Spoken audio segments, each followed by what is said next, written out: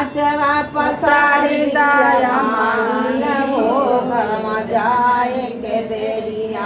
आचरा पसारी दया मांगिल हो घरवा जाई के बेरिया सासू जी के मांगिल सोरह सिंगारवा सासू जी के मांगिल सोरह सिंगारवा ससुर के मांगी जिंदगानिया हो घरमा जाए के बेरिया ससुर के मांगी जिंदगानिया हो घरवा जाई के बेरिया जेठनी के मांगिल सोरह सिंगारवा जेठनी के मांगिला सोरह सिंगारवा जेठव के मांगी जिंदगानिया हो घरमा जाए के बेरिया जेठवा के मांगी जिंदगानिया हो घरवा जाई के बेरिया देवरानी के मांगिल सोरह सिंगारवा देवरानी के मांगिला सोरह सिंगारवा देवरा के मांगी जिंदगानिया हो घरमा जाए के बेरिया देवरा के मांगी जिंदगानिया हो घरवा जाई के बेरिया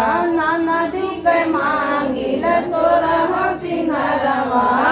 नदी के मांगिल सोरह सिंगारवा नंदोई के मांगी जिंदगानिया हो घरमा जाए के बेरिया नंदोई के मांगी जिंदगानिया हो घरवा जाई के बेरिया बिटिया के मांगिल सोरह सिंगारवा बिटिया के मांगिल सोरह सिंगारवा दामदा के मांगी जिंदगानिया हो घरमा जाए के बेरिया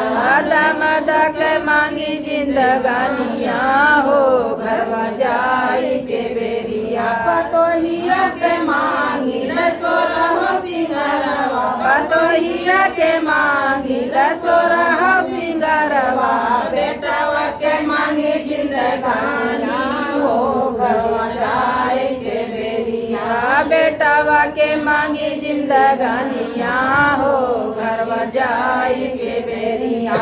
आचरा पसारी दया मांगिल हो घरमा जाए के बेरिया आचरा पसारी दया मांगिला हो घरवा जाई के बेरिया मैया जी के मांगिल सोरह सिंगारवा मैया जी के मांगिला सोरह सिंगारवा पापा जी के मांगे जिंदगानिया हो घरमा जाए के बेरिया बाबूजी के मांगी जिंदगानिया हो घरवा जाई के बेरिया भाभी के मांगिल सोरह सिंगारवा भाभी के मांगिला सोरह सिंगारवा भैया के मांगी जिंदगानिया हो घरवा जाए के बेरिया भैया के मांगी जिंदगानिया हो घरवा जाए के बेरिया बहिन के मांगिल सोरह सिंगारवा बहिन के मांगिला सोरह सिंगारवा बहिन के मांगी जिंदगानिया हो घरमा जाए के बेरिया बनुया के मांगी जिंदगानिया हो घरवा जाए के बेरिया बहन के मांगिल सोरह सिंगारवा गुरु बहन के मांगिला सोरह सिंगारवा भैया के मांगी जिंदगानिया हो घरमा जाए के बेरिया गुरु भैया के मांगी जिंदगानिया हो घरवा जाए के बेरिया अपन के मांगिल सोरह सिंगारवा अपन के मांगिला सोरह सिंगारवा सैया जी के मांगी जिंदगानिया हो घरमा जाए के बेरिया सैया जी के मांगी जिंदगानिया हो घरवा जाए के बेरिया आचरा पसारी दया मांगी हो घरमा जाए के बेरिया बेरिया आचरा पसारी दया मांगी हो घर जाए के बेरिया बांध लेली घींच के गठरिया हो घर जाए के बेरिया बांध लेली घींच के गठरिया हो घर जाए के बेरिया